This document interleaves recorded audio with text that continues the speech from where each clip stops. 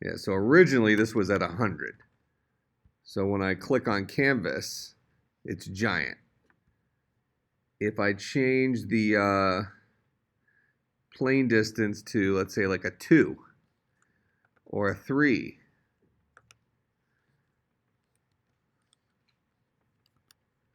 a 1 actually looked okay.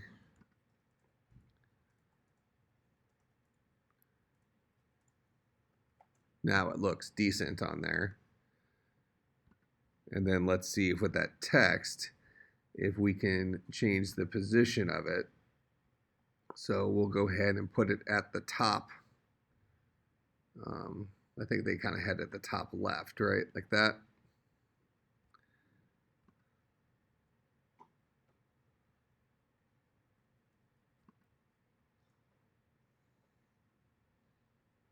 Well, that's still, actually, that is farther left than it just was.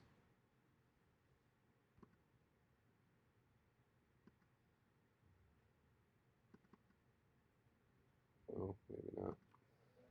He also did something that seemed to make it further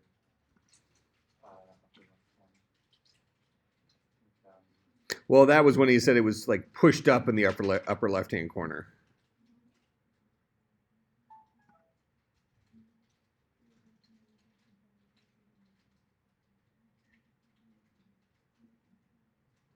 What's the size of the canvas look like now when you are looking at like from the camera's perspective? Like that. Maybe it's just so small now because of the view that the camera is getting.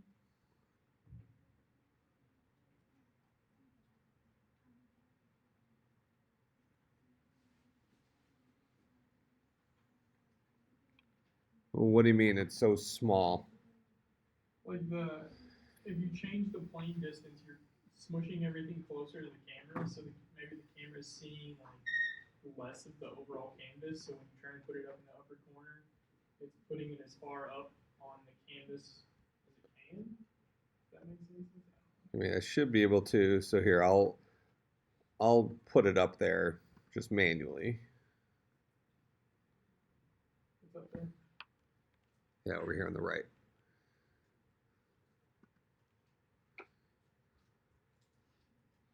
Oh yeah, it's backwards. So if I wanted it up in the upper left, I would put it here. And then we'll probably make the text bigger.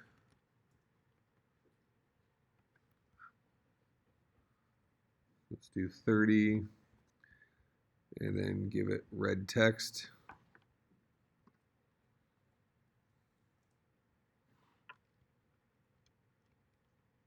Was 30 too big?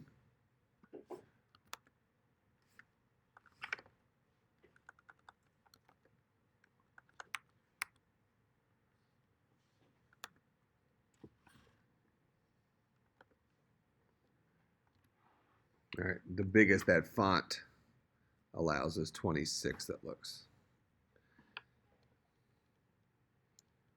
So there's the upper left-hand corner.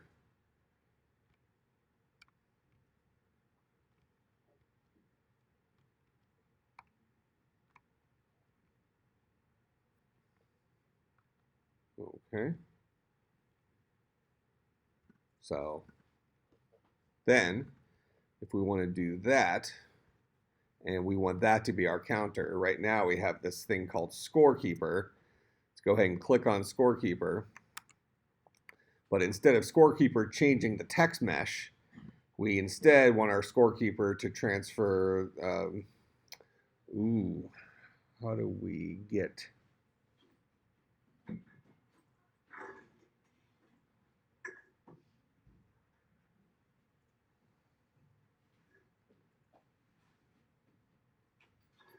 we're going to need to get the text scripts text variable. So let's go back to this, because we have to see how do you access that variable of the, you can probably look at the code down here. So here's our text.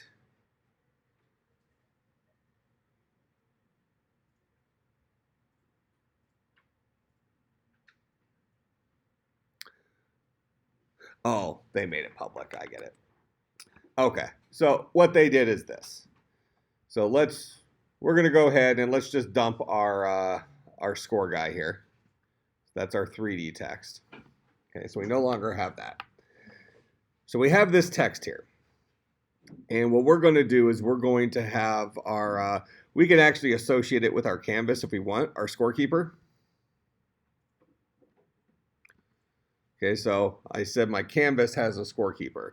Or if we wanted to, yeah, let's do this. We'll keep it with our canvas. So I'm going to go into Scorekeeper. Now, instead of having a text mesh, we're going to just have something called text. And I think we're going to have to bring in, using Unity, it's probably a UI thing we're going to have to bring in here. UnityEngine.ui. UnityEngine.ui. That's going to give us access to the UI elements. One of those elements is something called text. In fact, actually, we can do this. I like this better. So I'm going to come back out here. Rather than connecting it to the canvas, I'm going to remove it from that. Let's add Scorekeeper to the text itself.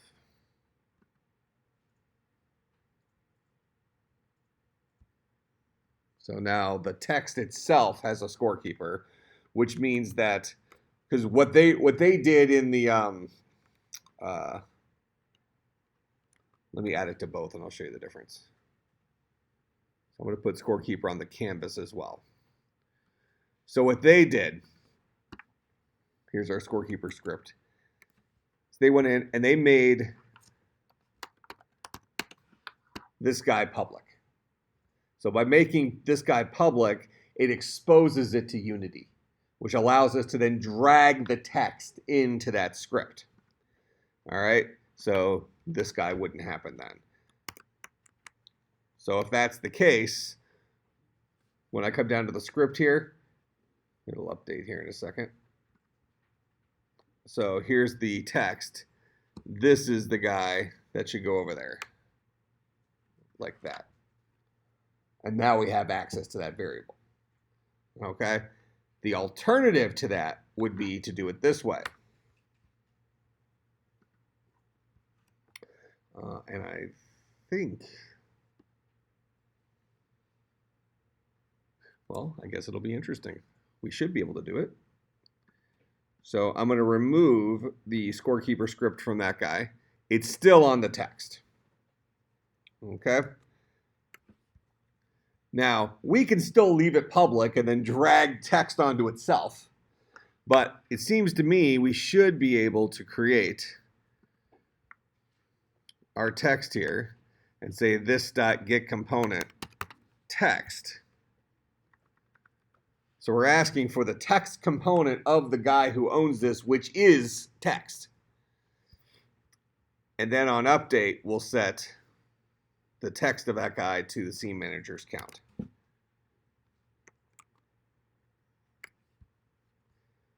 So we have our value on our canvas. We'll start it off at 0.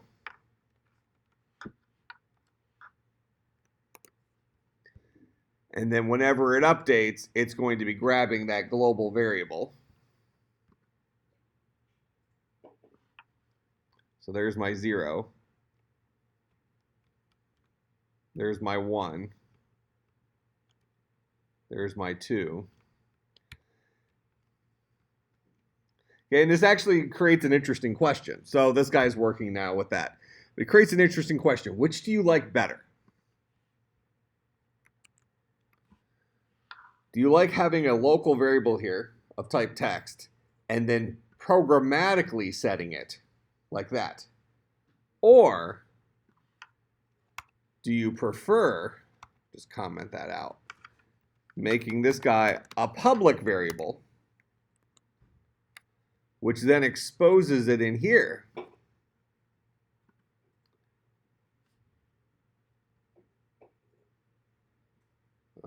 Where's my Scorekeeper, this guy?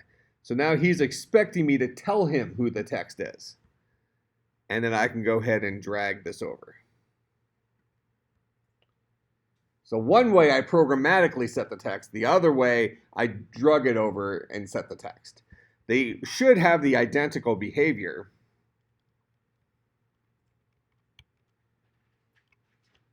So it's working the same way, because either way I gained access to the text element, right? The difference in this case is I drug it in graphically, which on paper sounds like it's easier, right? We kind of like making public variables and having a lot of drag and drop stuff. But at the same time, it seems weird to me. If I want to have this text, and let's call this guy score. Okay, if I want to have this text box, score, be in charge of keeping score, I want to attach the script to him. Okay, that's the guy who I want to attach the script to. Now, at the same time, does it make sense for a script attached to the text to have me pass in the text it's attached to? So I'm a text, and I have this script associated with me. Why does that guy need to know about me? But he does, because I'm a game object in reality that happens to have an invisible component of type text. We just proved it because we got the component called text, right? So while this works, we drug in the actual text component. Realistically, this is actually us letting this script know about us, when that seems to be redundant to me. So I kind of like the programmatic version of it better. They both work. They both, at the end of the day, they both do the same thing. The question is how do we get the text component? The alternative would be this. We can remove the script from the text itself, add it back to the canvas, let this guy know about the text.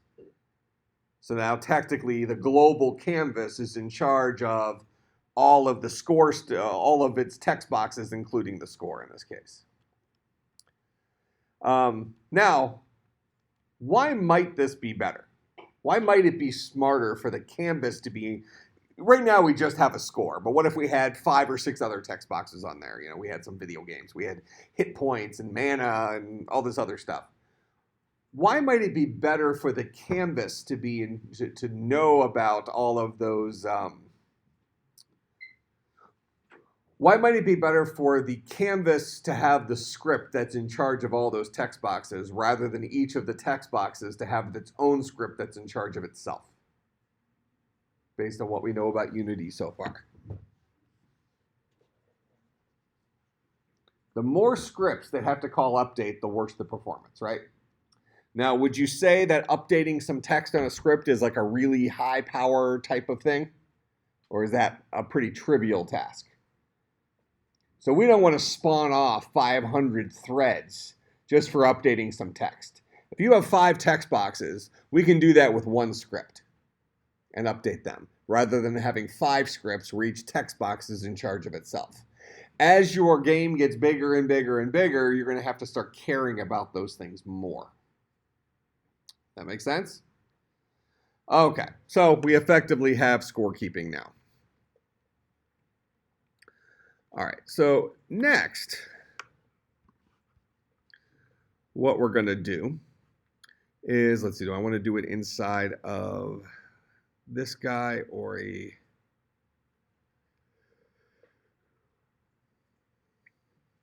I think we can do it inside of this. So what I'm going to do is we're going to go inside of our collectible script.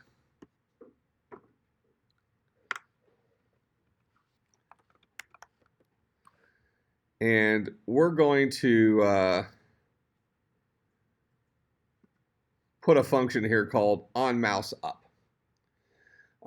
Now, truth be told, in 2017, I've never actually used this function, so we'll see if it works the way I believe it should work. I think it does. So This guy can listen for mouse clicks. Okay, on mouse down means we clicked down on the mouse. When we let go of the click, that means so if we are on top of the object and we click and let go, this guy is going to get called. All right. So what we want to do is I'm just going to do a print clicked for right now. We'll just print something out to the console, proving that we're able to click. Okay, because initially, before you bring your games into VR, you're going to want to have some sort of way of interfacing with the world. Okay, and probably what's going to make the most sense for you initially, well, what'll be the easiest to translate back over to VR, since you're going to be using like hand controls and touching and things like that, is to pretend like the mouse is the hand control, right? Click on something, that type of thing. That'll be the easiest thing to transfer. Otherwise, if you want to have like, keys on the keyboard be the way you pick something up, it's going to be it's not going to be a collision-based thing. So you might have to change the kind of the way you design it quite a bit. All right, so the hope is now we can click on any of our collectibles and we at least get spit out. This event will get called and it'll spit out clicked. Okay, so let's go ahead and try this. I'll get our console open.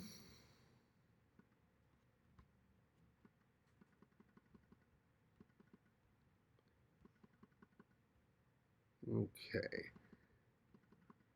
I don't see it happening, so I think we have to have a listener on those guys. I think they have colliders, because it actually does this thing with something called ray casting.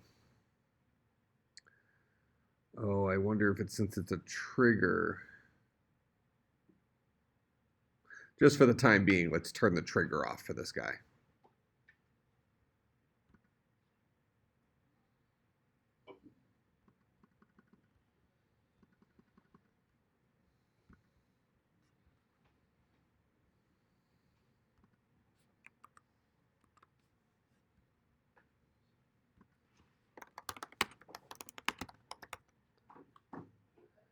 Mouse click on object.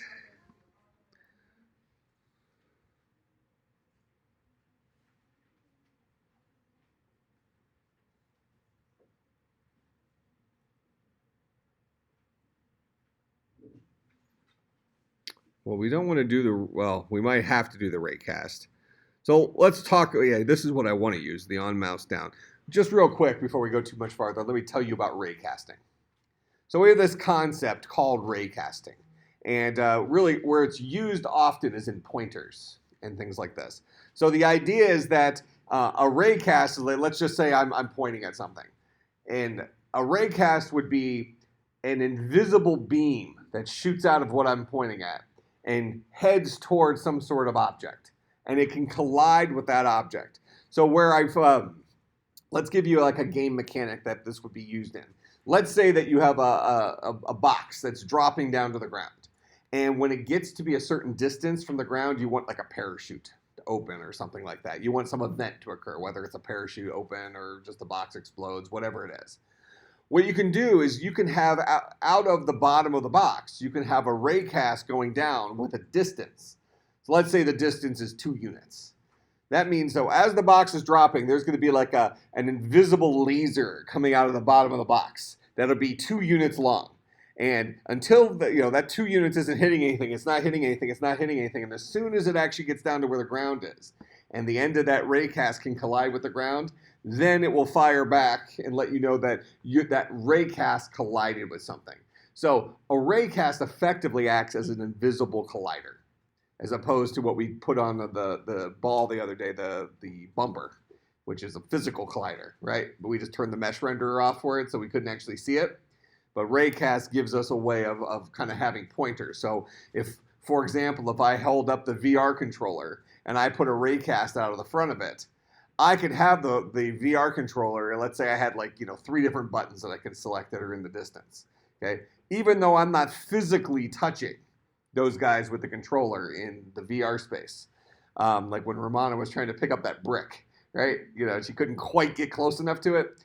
She could have just pointed at it And you could have the raycast be kind of like an invisible reach. And as soon as you were over it, it would kind of like light up or something like that, letting you know that the raycast, you're in line with it. And then maybe you pull the trigger or the grip or something and it just, shoots to your hand or something. So that's how raycasts work. So one of the things they're talking about here is that you could create, and we will do raycast at some point, but you could create a raycast relative to the mouse and say, does something based on where I just clicked, if I draw an invisible line towards this object, does it collide with the object? That's all fine and dandy, but there's a shortcut version of this that allows each individual game object to be a mouse click listener itself. All right, so that's where this on mouse down, on mouse up thing comes into play. Let's see. Was there an on mouse click? Maybe I'm using the wrong function name. Steal this guy.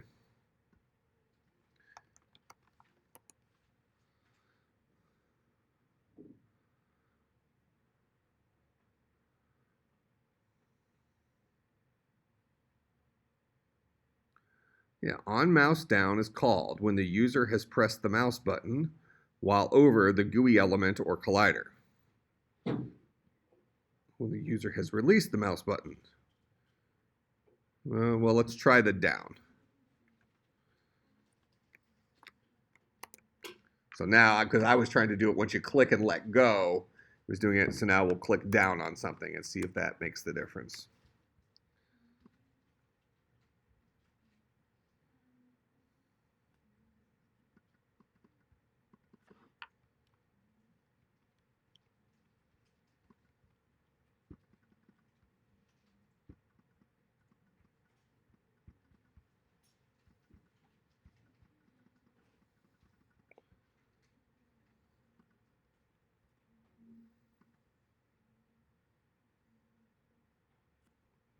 Okay, that didn't show up.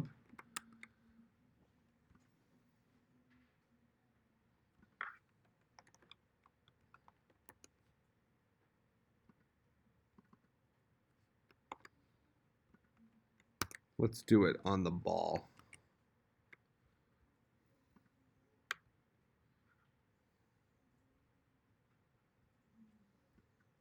Okay, so I can click on the ball. What's the difference? The ball is a sphere collider without a trigger.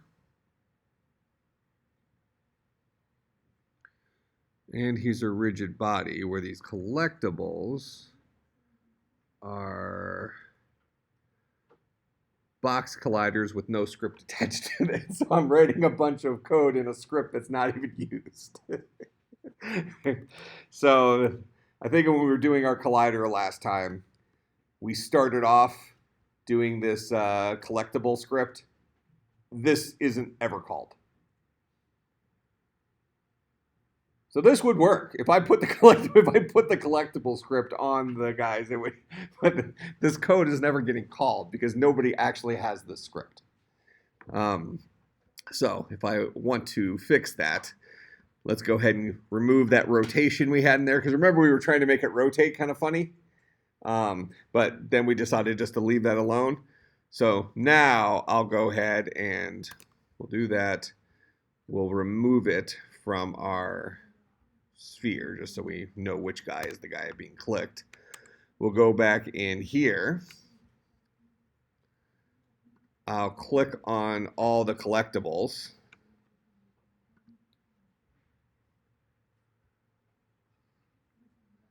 And we will add the collectible script to those guys. So now all of those guys will have an on mouse down listener. Oh, none of that happened because it was still running.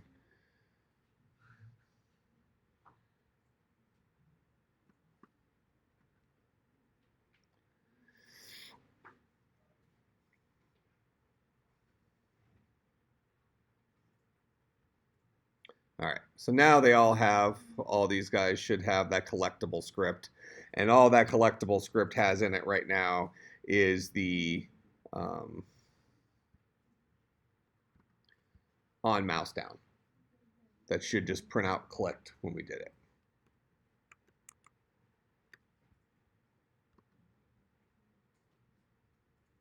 So if I click on this guy, we get a clicked.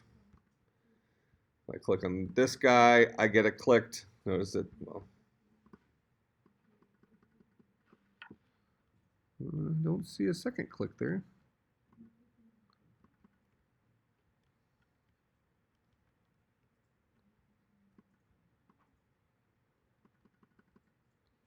Okay, I clicked on that guy multiple times, clicked on that guy multiple times, clicked on that guy.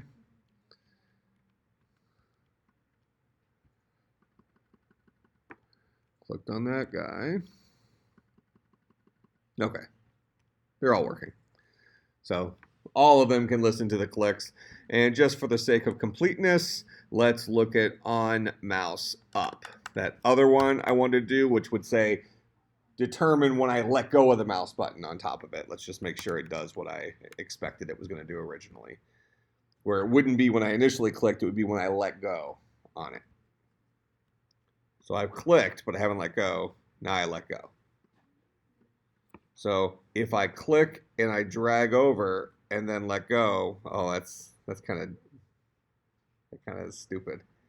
So I can click on it and then I can drag off, but I can let go and it still detects it as I clicked on it.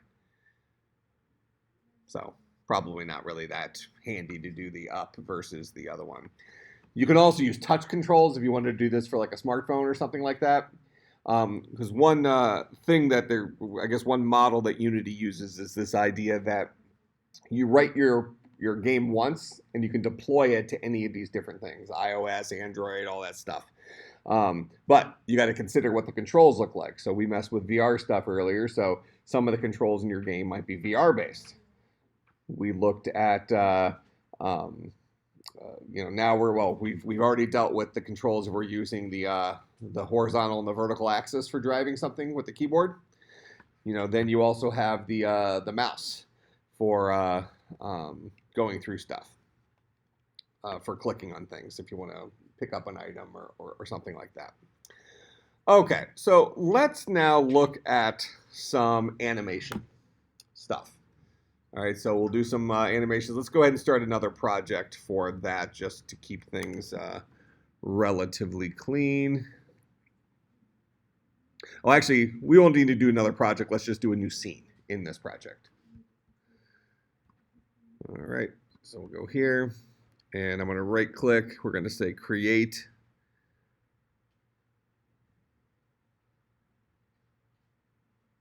Where's there? Create Scene. We'll call this guy Animation Test. All right, so I have a brand new blank scene now. Okay, well now I need to have somebody in here that I want to animate. All right, so we're actually going to go out here because this might be helpful for you when you're working on your project. All right, so we have this thing that comes with Unity called the Asset Store. Okay, now on the Asset Store is a whole bunch of like pre-made objects and things like that. All right, and so what I'm going to do is I'm going to do this search for this. There's a whole bunch of stuff on there. A bunch of it's free. Some of it costs money. I do already have an Egyptian pack that we've purchased. So if whatever Bible story you're doing involves something in Egypt and that would be beneficial, let me know and I can get you access to those assets. Otherwise, you can just find stuff. So kind of what I'm expecting you to do is do something similar to what I'm about to do for kind of bringing things into your game, except you probably won't. I'm going to bring a skeleton in just because I know he already has some animations to kind of show you how they work. So I'm on the asset store here. I'm going to search and I'm going to say skeleton. Okay. And then I'm going to click free only because I don't want to have to pay for something. All right, yeah, so this is the one that a lot of the tutorials actually start with. This is this fantasy monster skeleton. Okay, so you click on this guy, and he's free, and he looks like this. All right, so he's a skeleton dude, but he has several animations. He has this idle animation where he's just sitting there but kind of moving. And we want to see how that kind of works. So I'm going to go ahead and I'm going to download this.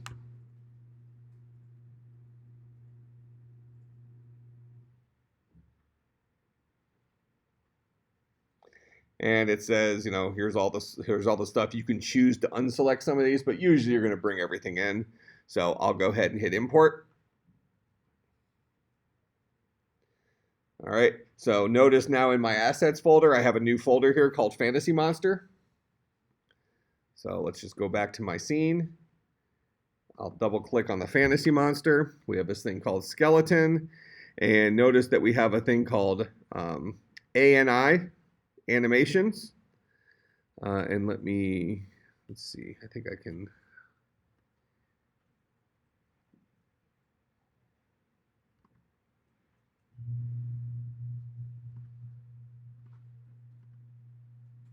Okay, so here's the various animations that come with this guy. So we have one called Attack, one called Damage, one called Death, one called Idle, Knockback, Run, Skill, I don't know what that's doing, Stand, and Walk.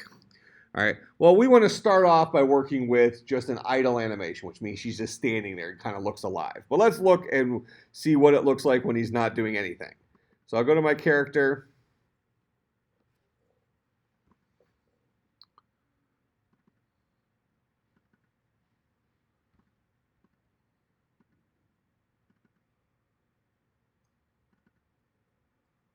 I assumed he would be in character.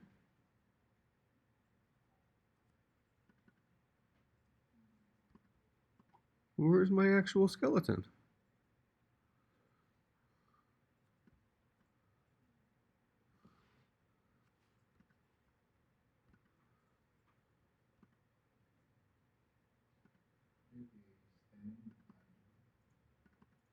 Well, but those are the animations. So anything that has like a little play button next to it, these are the actual animations. I want to get the generic, I want to get the prefab for this guy.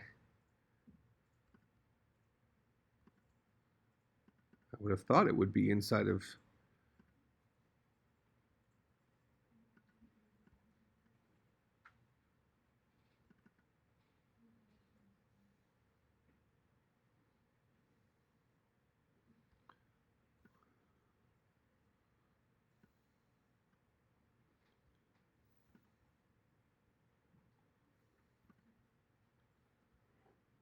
All right, let's put this guy at 0, 0.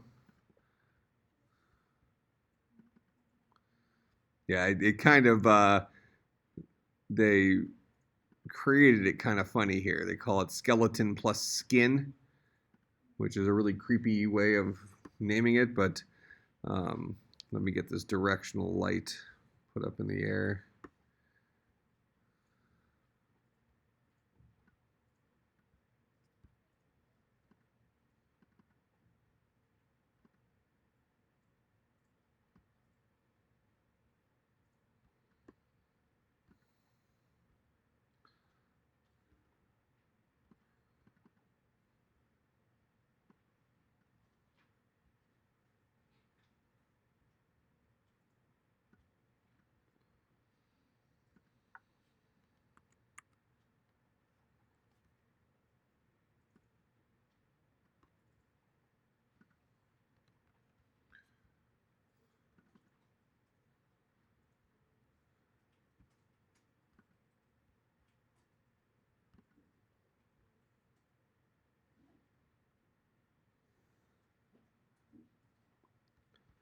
All right, so this is my dude. Where is the camera? Is it on the other side of him now?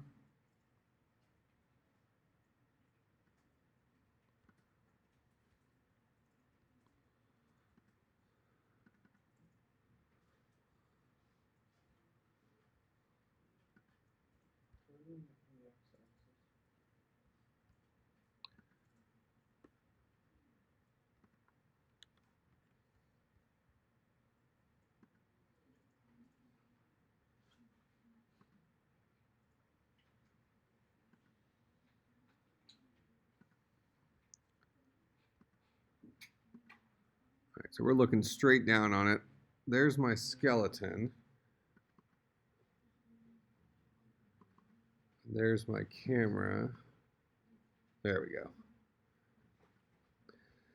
So what I have to kind of play around with here is when you click on the camera, you get this little camera preview. So you need to get it set until your dude shows up inside the camera. So let me elevate the camera up a little bit. And then I should be able to... All right, let's see how he looks there. All right, he's facing away from me. So what I'm just going to do is I'm going to rotate the skeleton.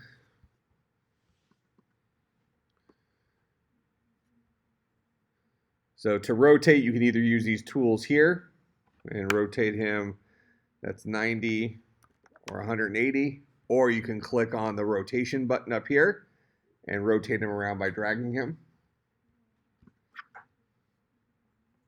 All right, so now we're facing him, right? And let's get the camera a little closer. So negative 0.1.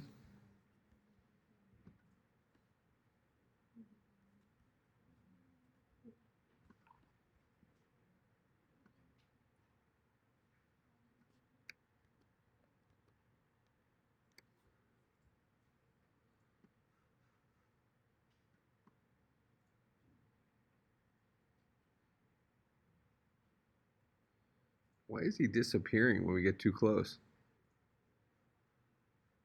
Oh, the camera's going through on that thing. So let's increase his scale then.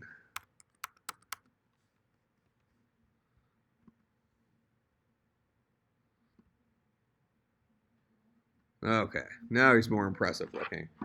So I made my skeleton twice as big as he was.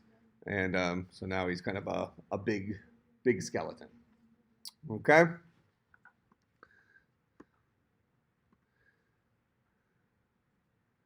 And we should be able to then also bring the camera up a little bit. And then I'm going to rotate it down a little bit.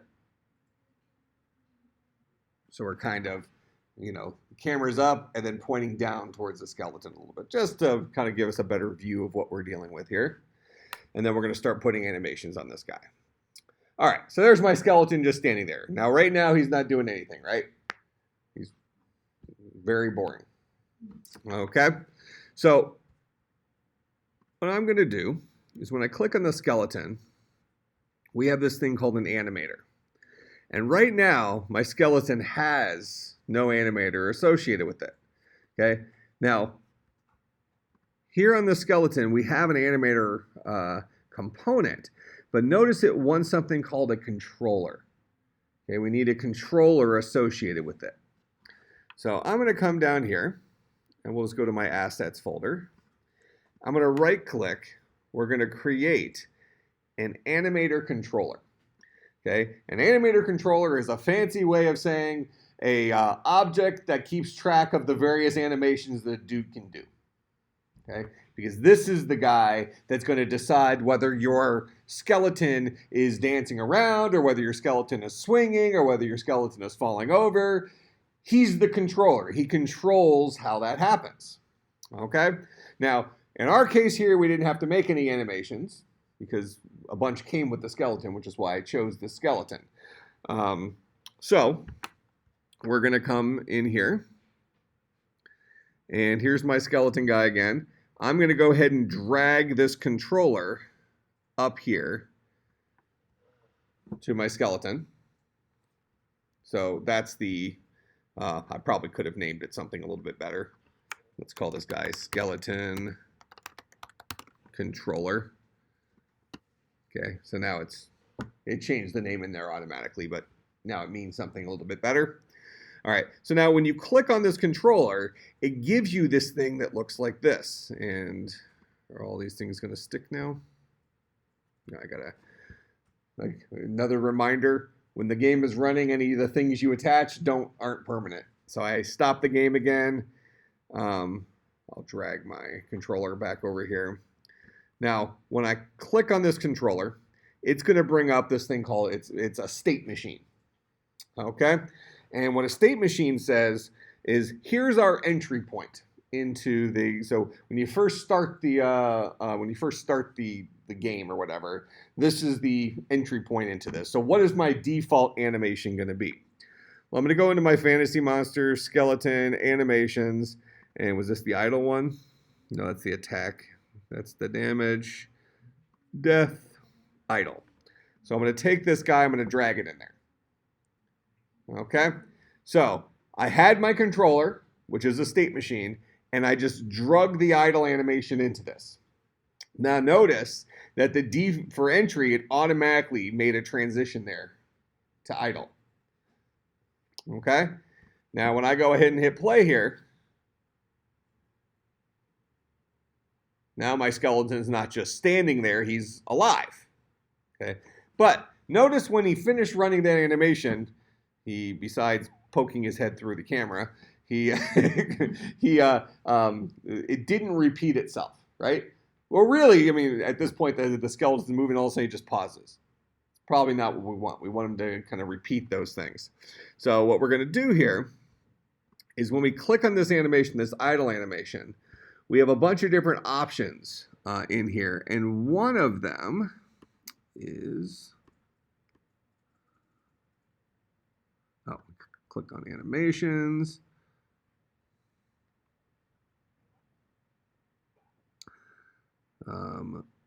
We want to click Lube Time.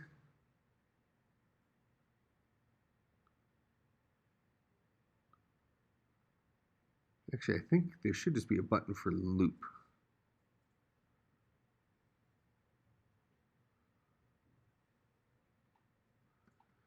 Or do we have to do it inside of this guy?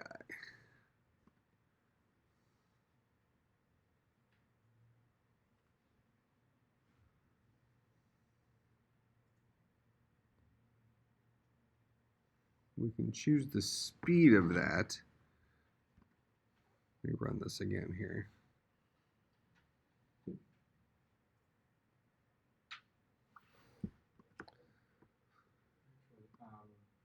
For animation speeds, is it possible to change those programmatically? Yes, you can. You can grab an animation from the animator and say you want the speed to be slower or faster or that kind of stuff. All right.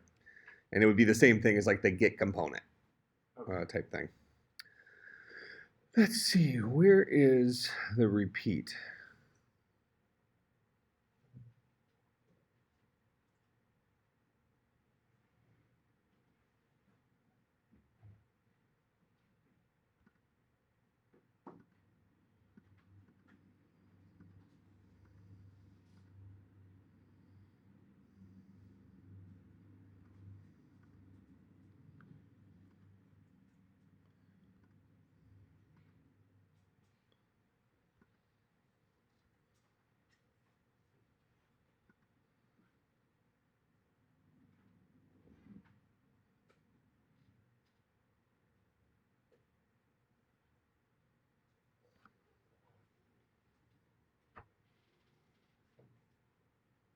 Okay, so that seems to do it. It's a little bit weird. So you'd hit loop time, and then I hit loop pose, but let's just choose loop time. And I think that just goes to the end of it, then starts it over again.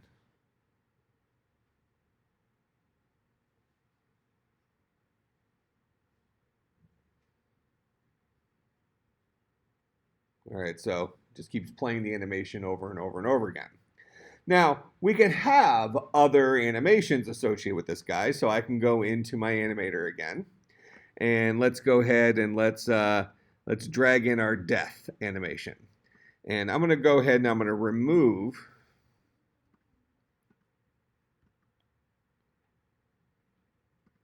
I need to make a transition. So I right-click on entry, drag it to death.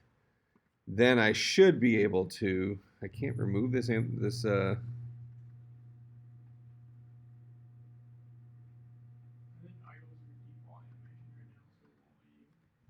Yeah, but how do I make it not the default? So I had to delete it. So you can't delete it from the default. I think you can double click on a different one to make it the default. Oh, And you'll okay. be able to- That makes some sense. So I can make a transition to this guy and then double click here. Or it might be a right click. Yeah, it says Set as that. default set. Yeah, set as layer default. Oh, I see. All right, so now his default's going to be death, so he's just going to collapse.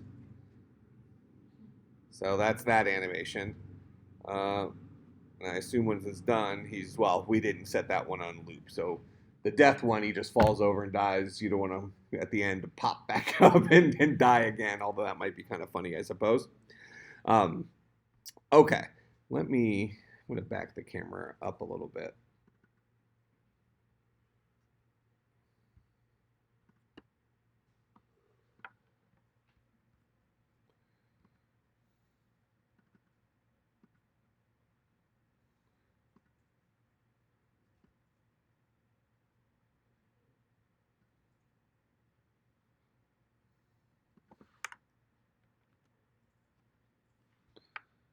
And then I'm going to rotate the camera down.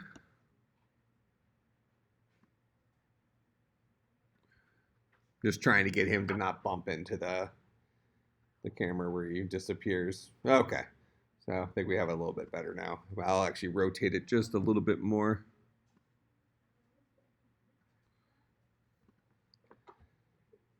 We don't really have perspective since we don't have a floor underneath him. This guy just dies.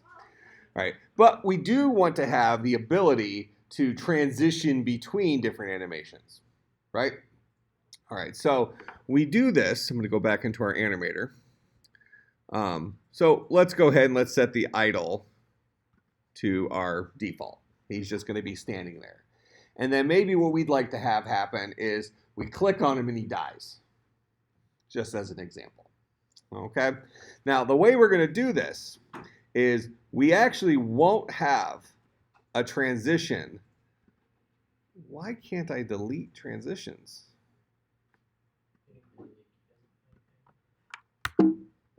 Doesn't appear to.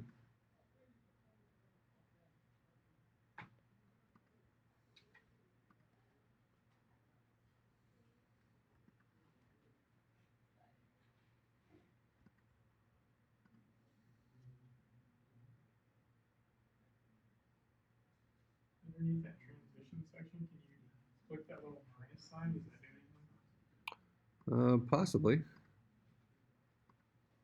It does. All right. So what we want to do is we want to create a transition from idle to death. All right. So at some point, we're going to be able to move from, if we're currently idling, we want to be able to move from that state to the death state. All right. And we're going to do that based on a variable. So we're going to come over here and we have these parameters. And I'm going to create a new parameter. And it's going to be something called a trigger. All right. And we're going to call this guy the die trigger. Okay, so think of a trigger as being like a button press. All right, so this is going to be the die trigger. So I'm going to right click on idle. We're going to make a transition to death. But now I'm going to click on that transition, and we're going to make this a conditional transition. So we're basically building a visual if statement here. So we're saying if that trigger was set. So if the die trigger is set, then move to death. Okay, and it's the controller who's in charge of setting those animations. Okay. So let's start off here. Go back to my scene, and I'm going to give myself a new script. So I'm going to right click and we're going to call this skeleton script.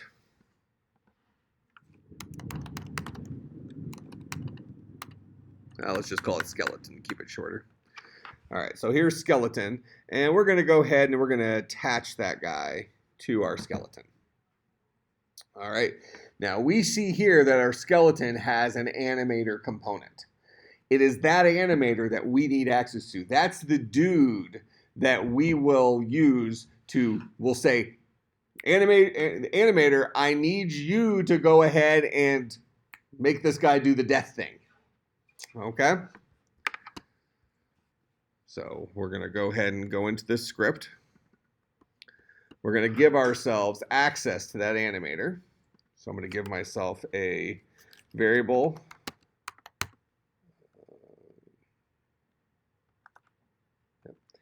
animator anim.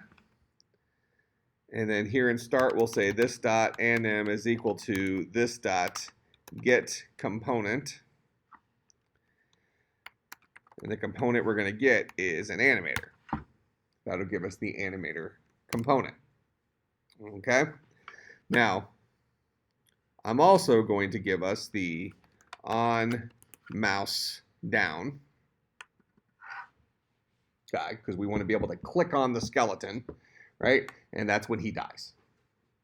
So OnMouseDown is when we're going to do something to our animator. So we're going to say this dot anim dot set trigger. All right. Now this trigger takes in a string name. So the string was die. Okay. So that's the trigger that we want to set. But for some reason, I thought we needed a hash value for this. We'll see if this works. Otherwise, we'll have to create a hash for it. But let's see. So when we click down on the skeleton, we're going to tell our animator to set the trigger die. And when that trigger gets set, because when the skeleton first starts, his default is that idle animation. So he's sitting there dancing around, right? And he only transitions from that idle animation to the death animation if the die trigger gets set. So that's this guy right here. So here's my animator. So I come in on the idle. I only go to death if die is set. All right. So when we click down, we're going to tell the animator to set that trigger. So go ahead and hit play. He's sitting there doing nothing. I'll click him. Just for the sake of argument here, before I do anything else, let me just do a print clicked so we make sure that we know it's actually getting clicked. So I don't know if he has a collider on him right now.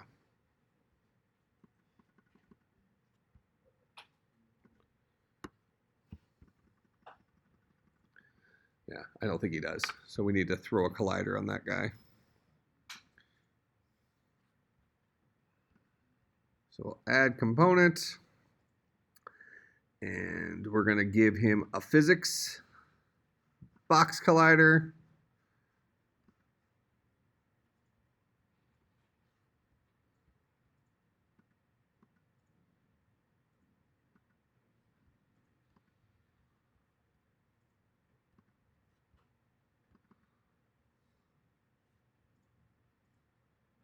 Okay, well, he has a giant box collider there. Let's shrink that down a little bit.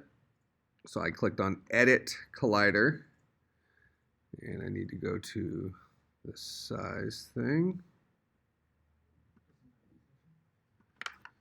0.2, 0.2, 0.2. And then we'll increase its position to like a 0.1. All right, that looks pretty good. The box is a little bit more skeleton size now.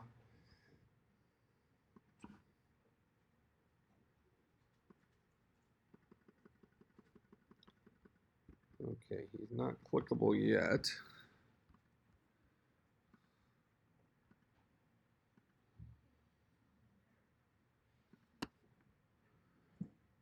Do we also need to make him a rigid body? So like I said, I think the mouse click is using a ray cast to do stuff, but we want to turn gravity off, otherwise he'll fall out of the sky. I can't click him.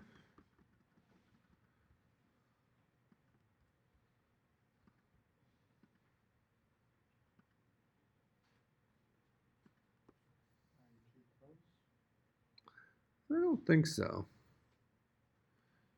I don't think we have to have the rigid body. This box collider, I think, is the deal. Maybe it is the trigger.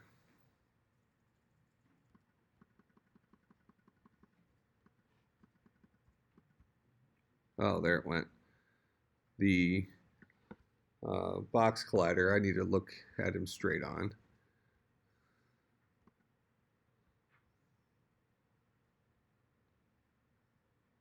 Seems like it's big enough. I'm not sure why he was so hard to hit.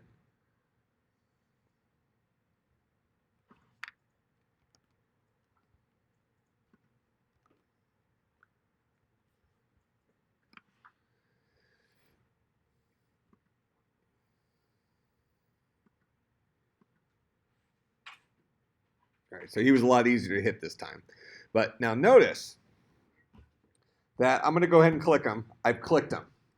So I've set the trigger. But that trigger doesn't fire until the dude's idle animation has completed. So we need to tell that transition that it should be able to interrupt the previous animation, because we'd like him to die immediately, because we have the touch of death, right? So let's go back to our state machine here. We'll click on this dude.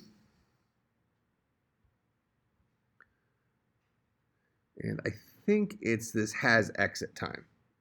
So we'll turn off the has exit time for this transition. That allows us to go to death more quickly. Pretty sure that's the way to do it. Yep. So now we can kill him with just a click. So he sits there idle, idle, idle. I'm clicking out here, nothing. Click here, he dies. Make sense? All right, so that's a couple of different animation type things we can do. Go ahead.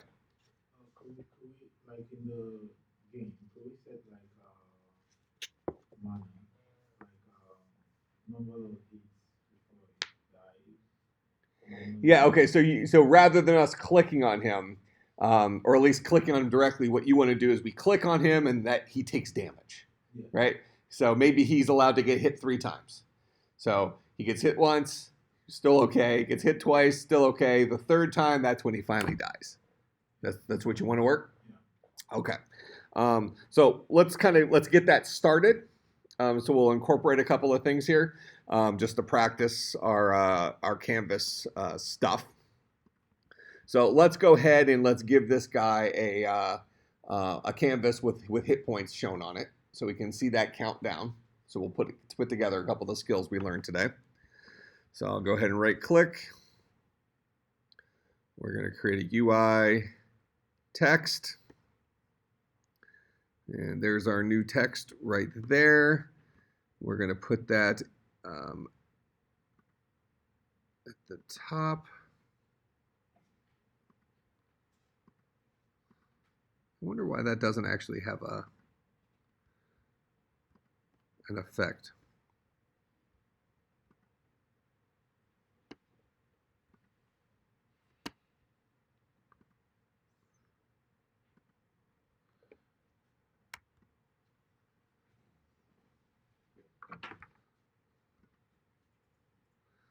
All right, so we're going to set our canvas to be screen space camera.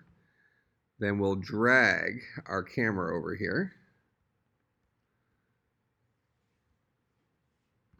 Go back to the game view. So this is what we would see through the camera right now. So when you click on game up here, it's showing you what your game would currently look like. And we want to get that text to be higher up. I really thought that would move it up to the top. That does not appear to be the case.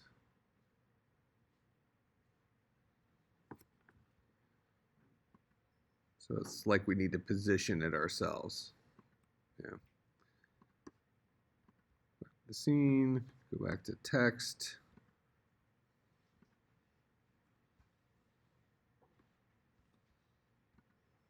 From the camera's perspective.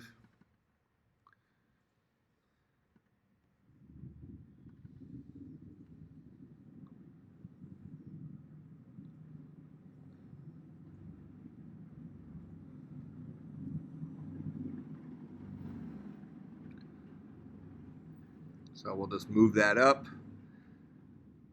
move that over there, go to game.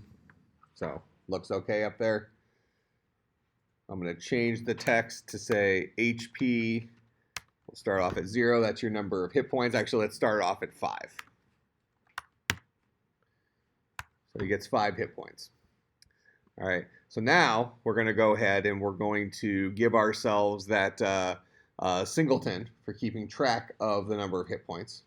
In fact, actually, we don't even need to do that. If we want, because in this case, it's the skeleton who will die when his hit points goes down to 5. So we can actually have the skeleton script keep track of the hit points and then update the, so in this case, the canvas is probably what we want to use when we have hit points. In this case, we want to see the skeleton has hit points. So this is when we would probably go back to that 3D text type thing and maybe put a little number floating over his head as far as how dead he is, right? Maybe long term you put like a bar that gets smaller or something. We can do that if we have some time today, but so I'm going to go ahead and actually get rid of this canvas. And instead, for the skeleton, I'm going to add some 3D text. And we're going to call this guy HP. And we're going to set HP. We'll start off at, we'll say HP 5 for right now. And we're going to change the color of this guy to be red so we can see it a little bit better. We will change the font size to be a lot bigger. And we're going to scale it down.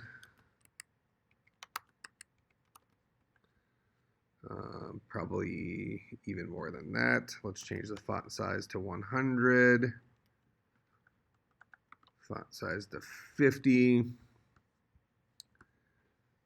Then we want to rotate this guy 180.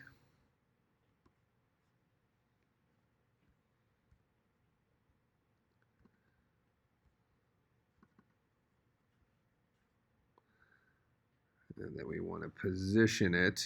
I really want to be on the other side of this guy.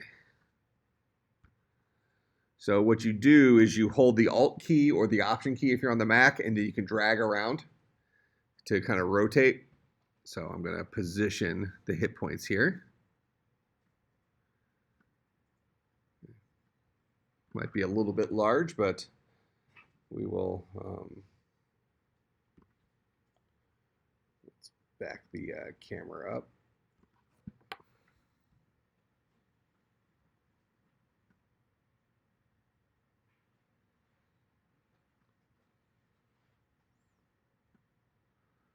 Not good enough.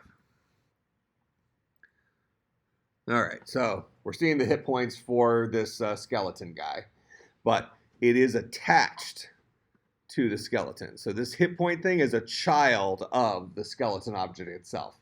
So if I were to move the skeleton object, so I come here and I drag this guy over here, the hit points stay with him. All right, so anytime you have a child game object of a larger game object, and you drag stuff around, everything underneath it moves with it. All right, so that's going to be helpful. So let's get them centered again there. Okay, so now what we want to do is we want to have a situation where his hit points will count down.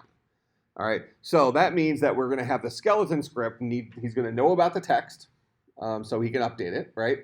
But actually, this text is a it'll be a text mesh. So we'll let him know about this text mesh. So let's go into our skeleton script. So we're going to give him a public text mesh variable called TM. All right, let's go connect that up before we forget. Let's go back to our skeleton. This guy's expecting some text. I'll go ahead and drag that text over there. So now I have access to the text. Okay. And just to prove that, we have it currently saying HP is 5. On start, we'll say this.tm.text is equal to LOL. Okay, so now his starting hit points will say LOL instead of HP 5.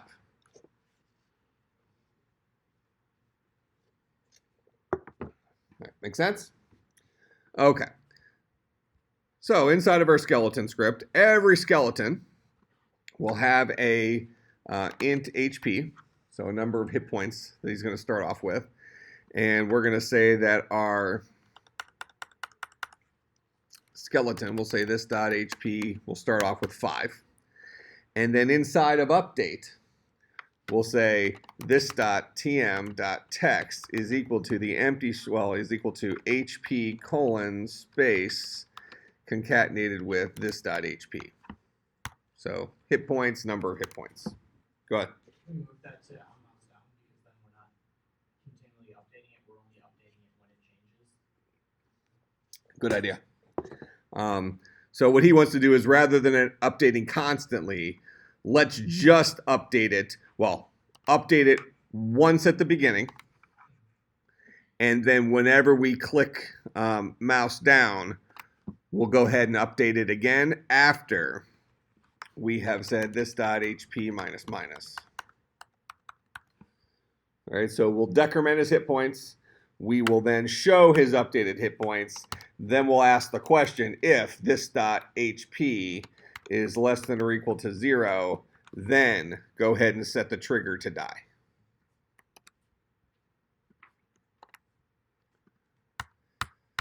Oop. So when we click down, we'll decrement hit points, we'll update our text, then we'll ask the question, if your hit points are too low and you should kick the bucket, go ahead and die. All right, so we should be able to click on this guy multiple times. Go ahead. If we click him again after he's 0 hit points, he's going to go through the die animation. Yeah, he's going to keep dying. As of right now, he will keep dying. Yeah, we can deal with that. So really what you want to do is you just want to say if it's equal to 0. Then it won't break again, right?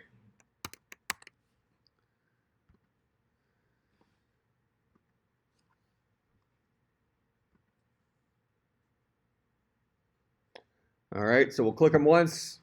He did some damage. Click him again, did some more damage. Click him again, did some more damage. Click him again, click him again. Now he dies. And we can keep clicking him.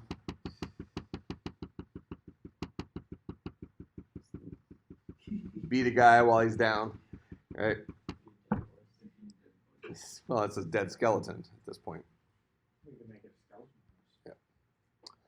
Yeah. Okay. Let's see. In order to get started with our games, what do we need to know how to do next? Probably maybe pathing stuff, like having other objects be able to walk around things. So using the nav mesh agents. Okay, so let's take a 5-minute break, so we have enough time to do the nav mesh agent stuff. So take a 5-minute break, get a drink, whatever, and then we'll come back and we'll do